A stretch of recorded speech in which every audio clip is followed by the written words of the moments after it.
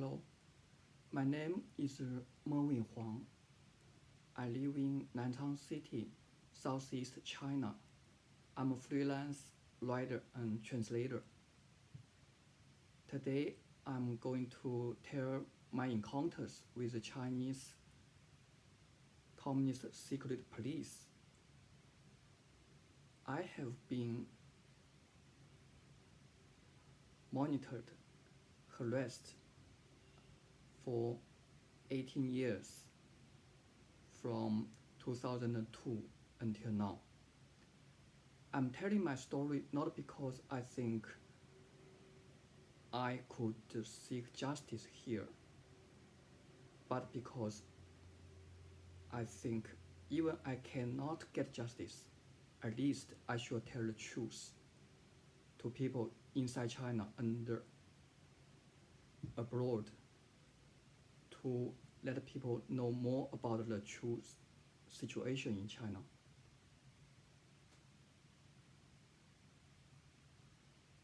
I graduated at a local college in my hometown in 95.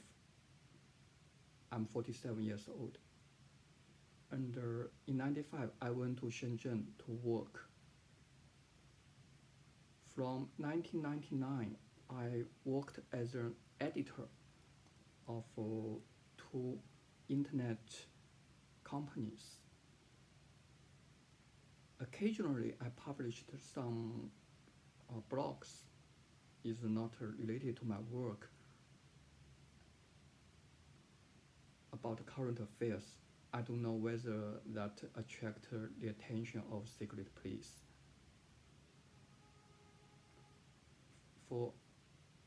I should say this. What I'm saying is part of the story, the part I know and mostly I can verify.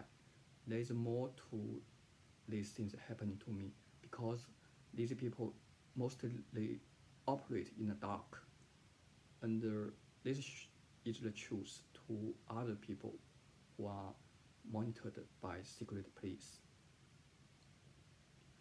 So my real trouble began in summer in 2002. At that time, I quit my job, and even before that, occasionally I went to a park in Shenzhen called the Litchi Park. Sometimes just take a stroll. Occasionally at the weekends, some people practice spoken English there in a particular pavilion. So because I quit my job, mainly due to health reasons, I got more free time. I went to that English corner more often and talked to people more often. One day I said I thought Chinese government was corrupt. At that time, there were people around me. They just out of goodwill and suggest me to stop. And after that, I didn't think much of it. But after some while, there were two people there, and they talked to me for a while, and they asked me for my telephone number. At that time, I didn't have much experience with secret police, so I gave my phone number to them. But now I think even I didn't give my phone number to them, it won't be very difficult for them to find information about me. So after this incident, I was intimidated. Just one incident is that one time when I went out of store, just one middle-aged man shouted some profanities but you couldn't say he's shouting at me. There were other people, and there was a car behind him. So this was the intimidation. And another time, after I left Litchi Park and went home, took a bus. There were one person, I think it's one, seems from Shenzhen, um, but he didn't get on bus. When I get on bus, there were one man and one woman. The man talked to me, and at that time I was uh, doing some Bible study at the church, so I hold a Bible. He looked at my Bible and said, "This is Bible. It's better than communism. Do you have a job?" So they are from the security forces. They said this, just want to let me know. They know things about me, and they are monitoring me. But this wasn't a huge problem because I didn't go to the park every weekend to say Chinese government was corrupt. I was also doing some self-censorship like most Chinese people, but it's far more complicated than that.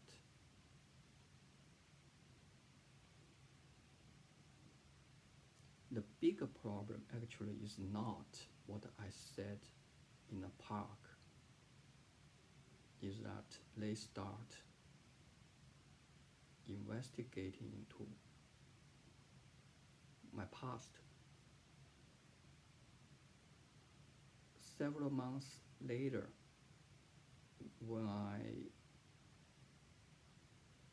went downstairs from my lodging in Shenzhen, it's on the 7th floor, there were two young men. One man said, "Put a candle into the belly." I didn't know what he said. But after several days later, I know they were secret police, and I know what they referred to. So that was in 2002. What they referred to actually is 4 years earlier, when I worked as an accountant with a foreign invested company. It's called Philips, and said is a cell phone manufacturer. At that time, just I lived with my former co-workers from another communications company. One night, just three of us, and I was reading a history book about the late Han Dynasty. And there was a story about a Chinese warlord who was a very savage and cruel man, and I think millions of lives just were lost through his cruel deeds. And when he died, and later there was a revolt, and the opposition took power. This was about 1800 years ago. This warlord was named Dong Zhuo.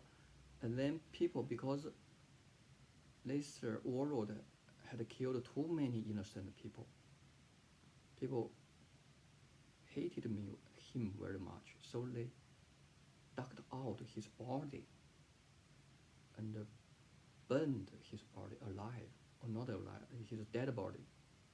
Because Dong Zhuo was a very fat man, so a soldier put a candle into his belly, and because there was the body hadn't rotten yet, so there was still a lot of fat. That candle can burn and burn until it just this body was cremated.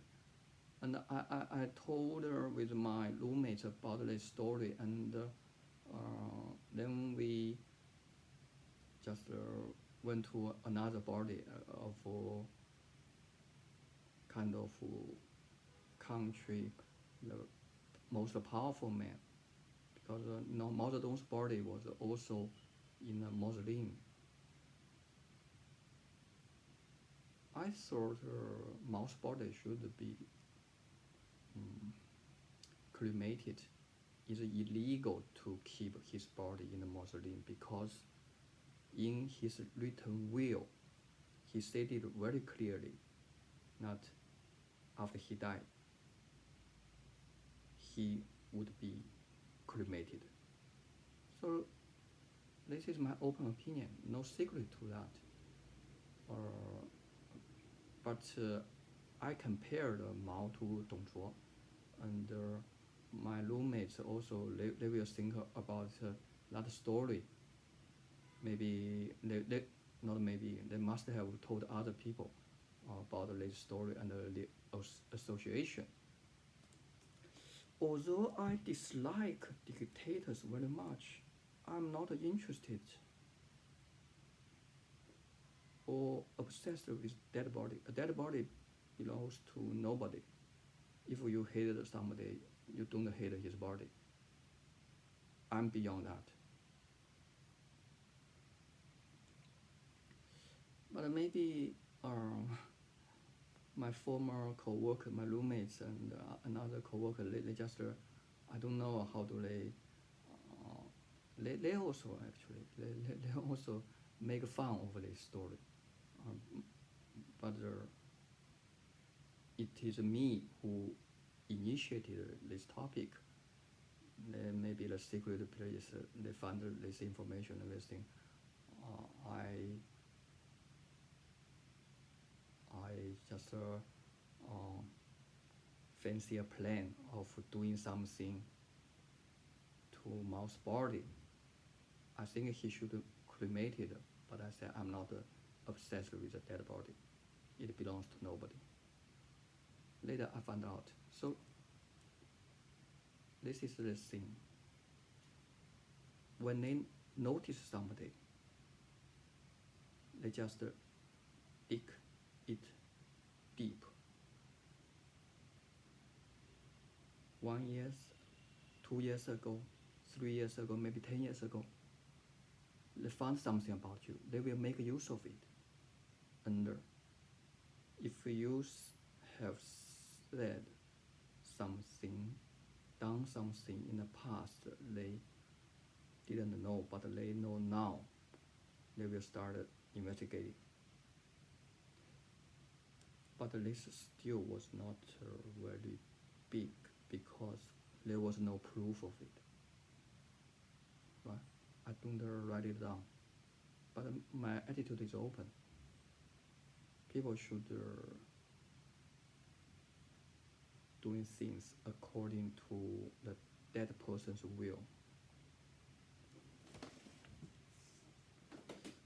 And I think there's more to this story about their investigation and their monitoring, but I can only tell from my side, and there are many things I cannot verify, and sometimes it's just my suspicion. Sometimes my suspicion might have been wrong, but sometimes I'm quite positive about it. There's more to this monitoring, and then how can you judge?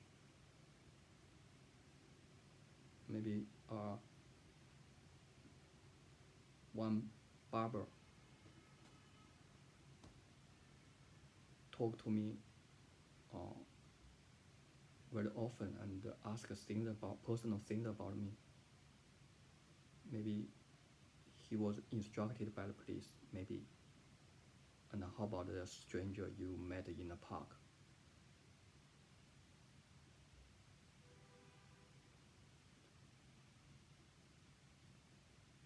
But I need to say, secret police in Shenzhen, their monitoring, their harassment was not severe at all compared to what I have experienced in my hometown 2 years after my speech in Litchi Park. I mentioned earlier, my health was not good in 2002. At that time, I was 30 years old. In 2 years, my health condition did not improve. So I need to go back to my hometown to save much money, because in Shenzhen, things were expensive because I needed to pay rent. But if I went back to my hometown, I can live with my parents and save many expenses. So in April 2004, I went back home. I went back home didn't mean this monitoring would stop, because the secret police had a network all across the country, and they shared information. I knew this later. When I went back home in our first year or two, no big problem, but I know they were monitoring me. Because at that time, I didn't have a computer, and so I didn't went online in my home.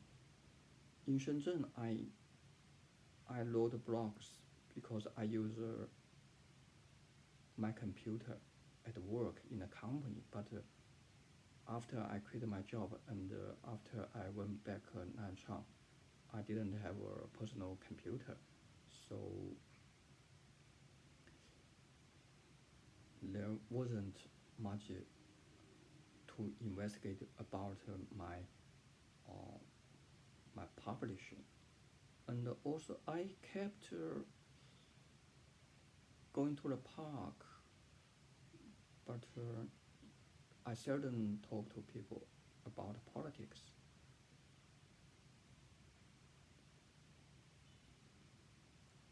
About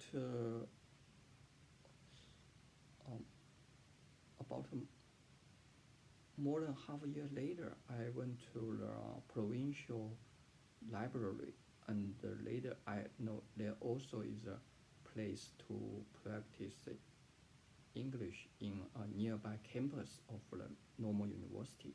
So I went there. But maybe because I had some lessons in Shenzhen, so I didn't talk too much about politics. But there is a difference between secret police in Nanchang, my hometown, and in Shenzhen. In Shenzhen, usually they listen to what you say, but in Nanchang, the secret police approach is much more aggressive and nasty. They listen to what you say, but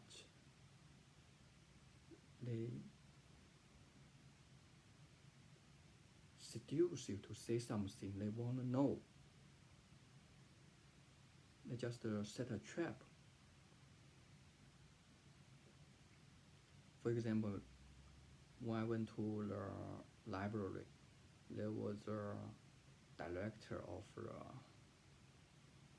English department, English book department, and he's got some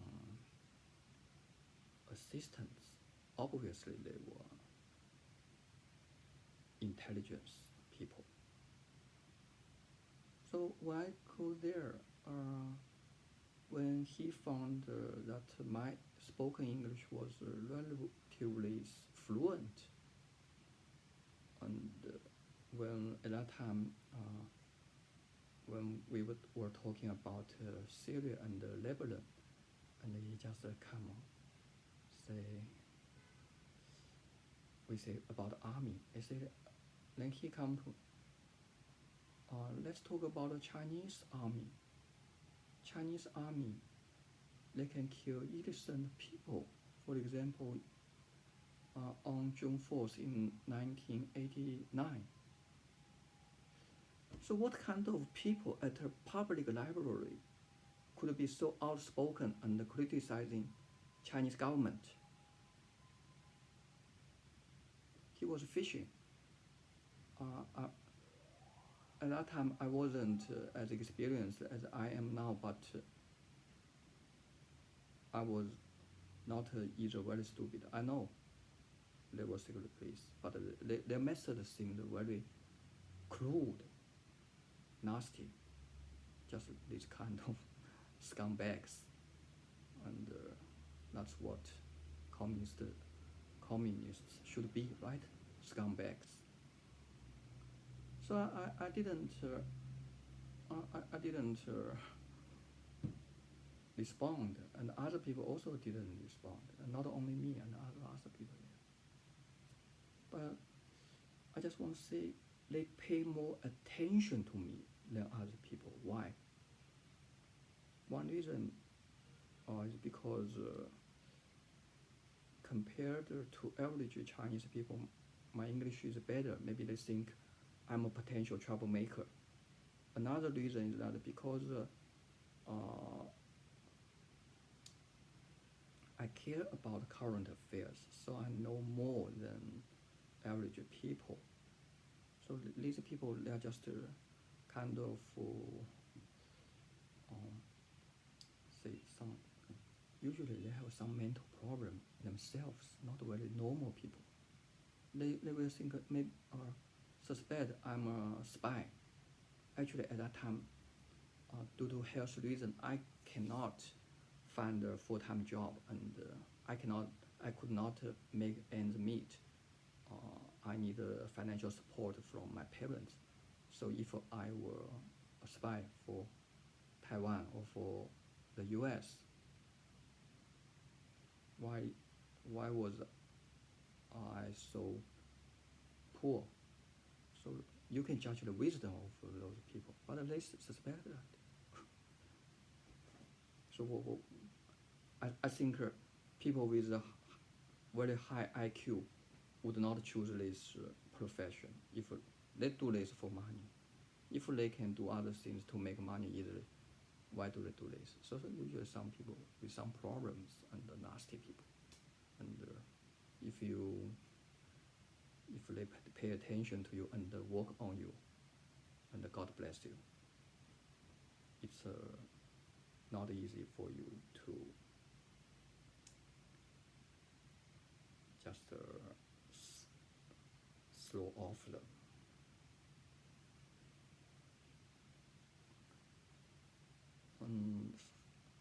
And they started to just increase their monitoring. I mean, Nanchang secret police.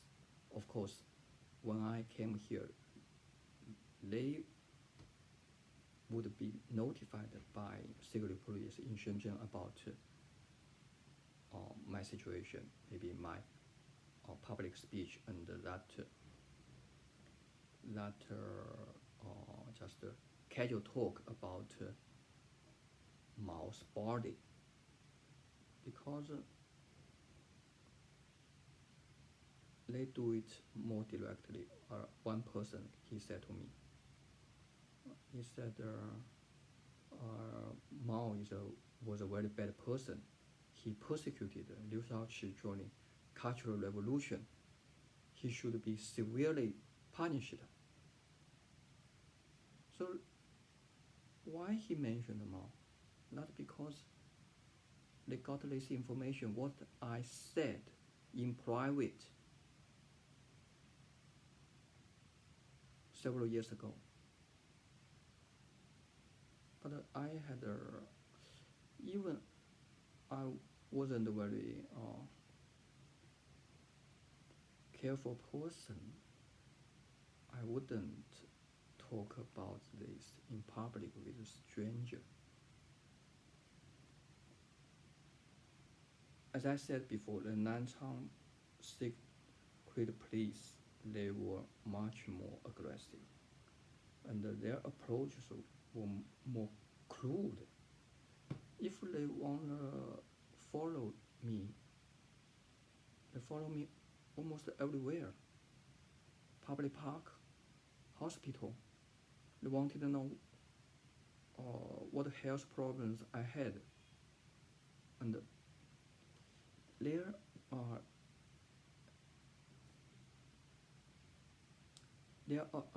their monitoring increased the intensity also because of my they started to pay more attention to me, maybe because they think I'm a little different from other people. Just like I said, I cared more about and know more about current affairs, and I'm more independent. So they dislike me and see me as a potential threat. Anybody with an independent mind, you will be a potential troublemaker. I say, so what's their method?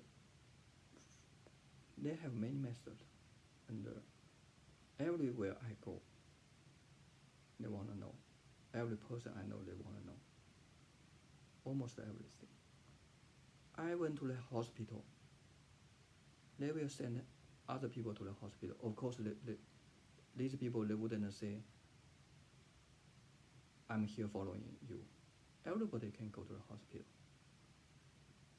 But if I go to the clinic, they will also go to the clinic, one person, and see what you said to the doctor, but not every time, but sometimes. And the more severe thing is that my upstairs neighbor,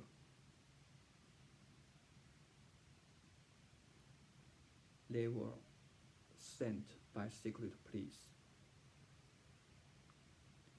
to monitor me since 2006. I returned to China in 2004. At that time, my upstairs neighbor, my family lives on the 6th floor. So there was another family on the 7th floor. Just an older man, but his daughter is in Guangzhou, is in 2004.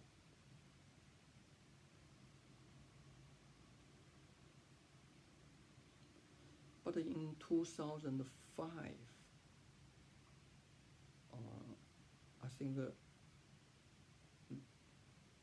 the apartment was rent, and in 2006, I don't know exactly when it was sold, but in summer 2006, another family moved in.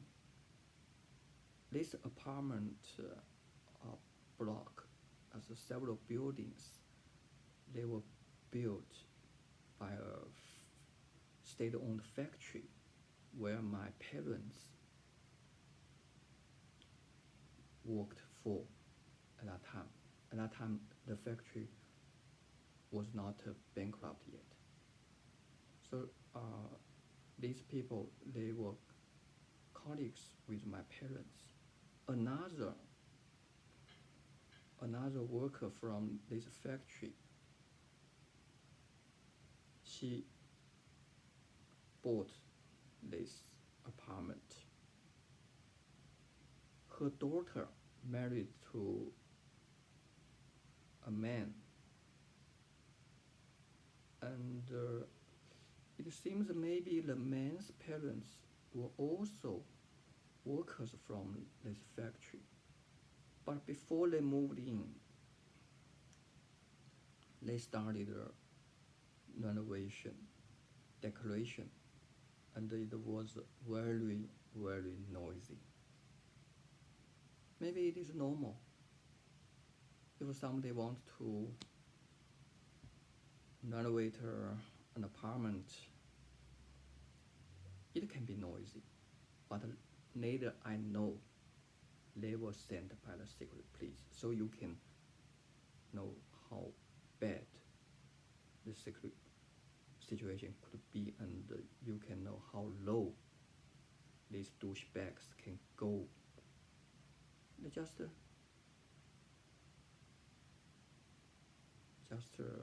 like how to say, just like a number of rats, mosquitoes. There's no way you can escape. They just deliberately make things very noisy. It's in summer 2006, 2008, just 2 years after I moved back.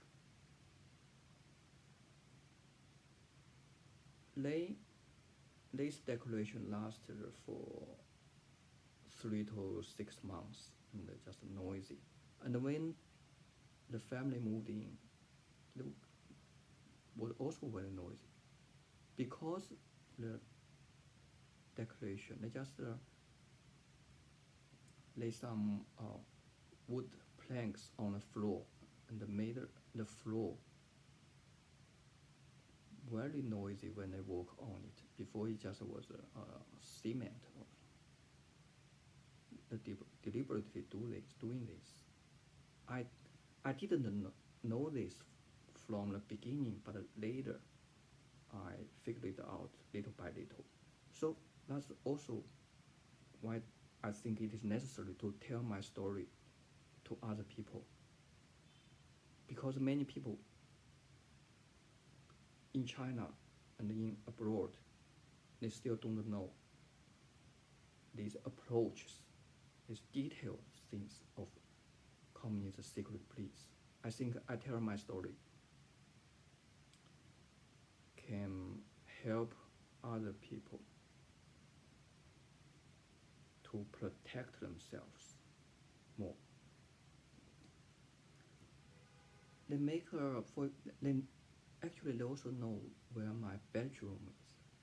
So my family apartment is a 3-bedroom, one guest room, and they know my bedroom, and they make it the most noisy room, just above my bedroom.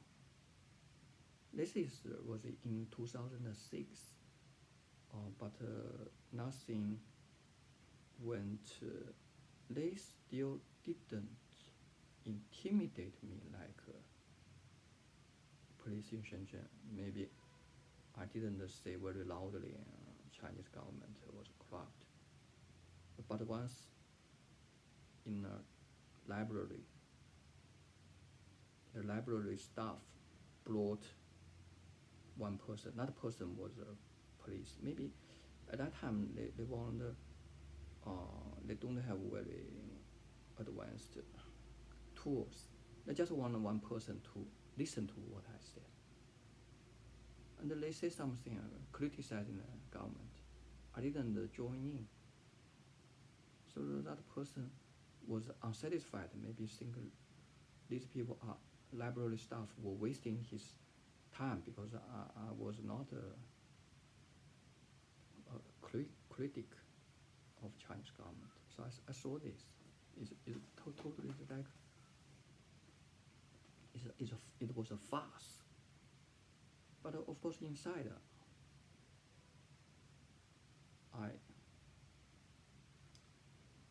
I had very bad opinions about Chinese government. Of course, if a government did this to anybody, I don't think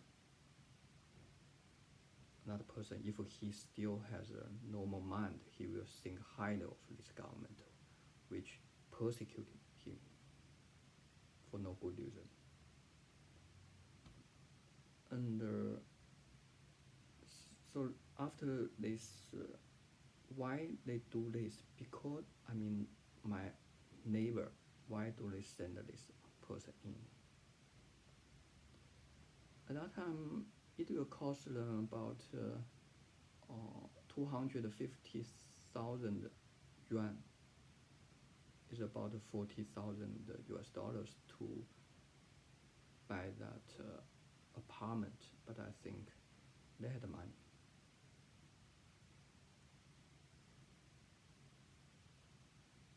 They did this. Of course, they wanted to harass me, and the more important, they knew my health was not good, and they didn't want me to recover. They knew that I suffered from insomnia, so this noise was a very good weapon. Maybe if I didn't suffer from insomnia, this noise was no big deal to me, but because of my particular health situation, it was very harmful to me, and it really prevented me from recovering sooner or recovering at all.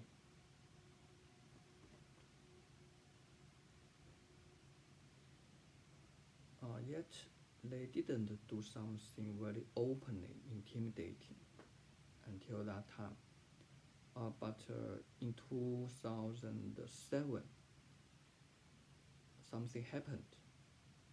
I think they are just kept gathering information about me, and at that time they wanted to recruit me, but I had no intention of doing that. Maybe this also kind of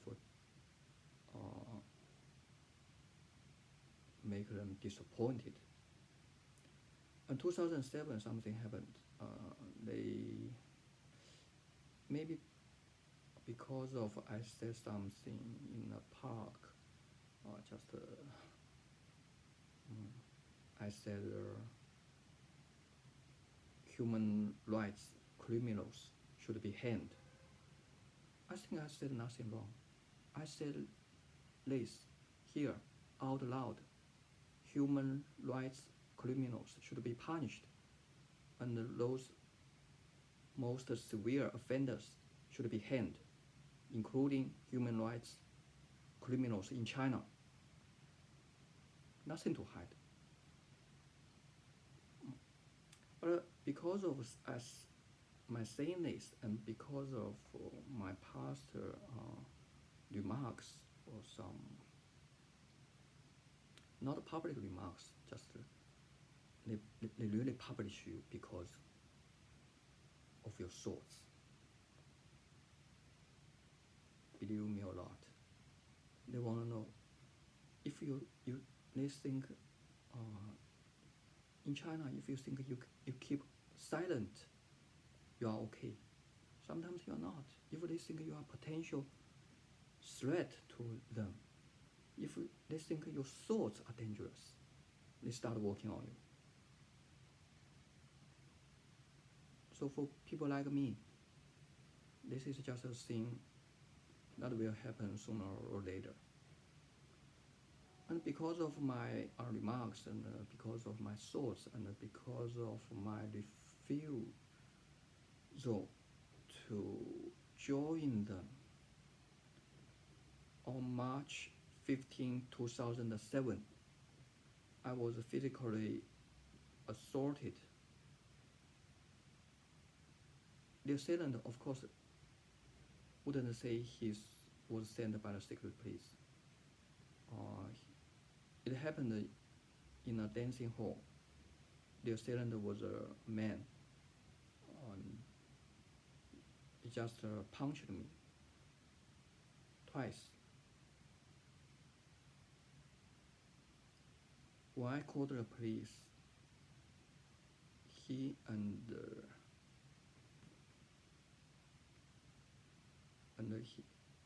other people just against. They left, and the police say we couldn't see the people who beat you. You are wasting my time. But I think at this point the police didn't know the truth. They didn't know these people were sent by the secret police. They didn't know. But they just left. Because I'm nobody, right? Just a common person in China. So I think if that person punched me here, there were a group of people there, and there was, when the assault happened, there was a kind of a senior secret police person. When I went downstairs, he went upstairs, and he smiled. They arranged this. Actually, they didn't want to severely harm me physically, because I think if they hit this person, that is a hard place on your face. You won't suffer very badly. And they didn't want me to figure out. They know I would suspect, but people fight sometimes. How can you be sure? Actually, at that time, they still wanted to recruit me.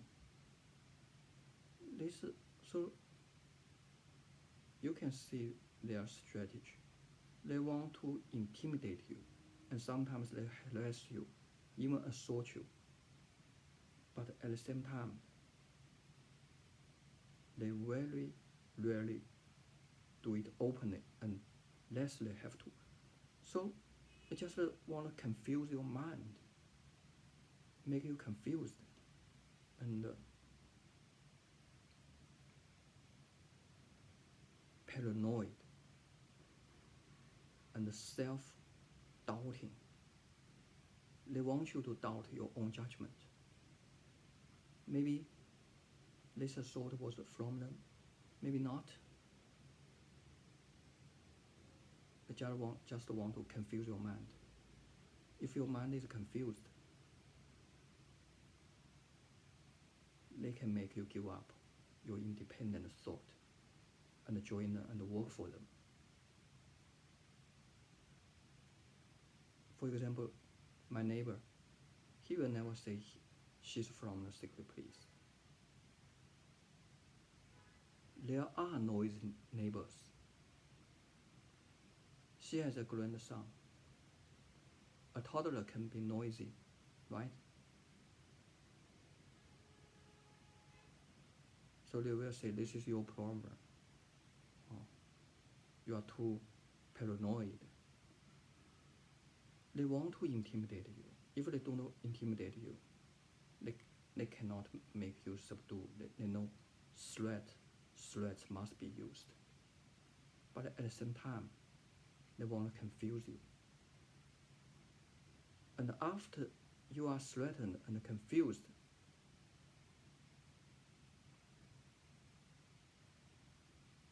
they want you to give up your independent thoughts and join them and work for them. So they still want to recruit me. Of course, things will get clear at the time as time goes by. They know that. And of course, these people, they are, I don't want to demonize them.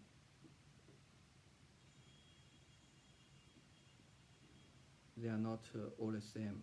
Some people, they are still have some conscience. Some people, even in their team, some people of them didn't like what happened to me. So that's 2007. That's on March 15, the assault. So that's what I wanna say today. This is the first part of my story, because in this first part story, my troubles were generally my public speech, people person-to-person speech. But from 2007, things just are different, because from 2007, I bought a PC in my home, and I started working more and use more internet and talk less to people in the parks. Partly because of my past experience, I know every public space in China is not safe for open discussion, because you cannot avoid political topics completely. Another reason is from 2007, those social media tools like QQ, Skype, at that time MSN, and those social media like MySpace, Facebook, and later Twitter, YouTube, they were more popular. So people don't talk to as much as before to strangers, including practicing English, because now you can practice your English online with a stranger or with your friends. So this is part one of my story. Later I will continue with my story about my personal encounters with the Chinese secret police. Thank you for watching. Have a nice day. Bye bye.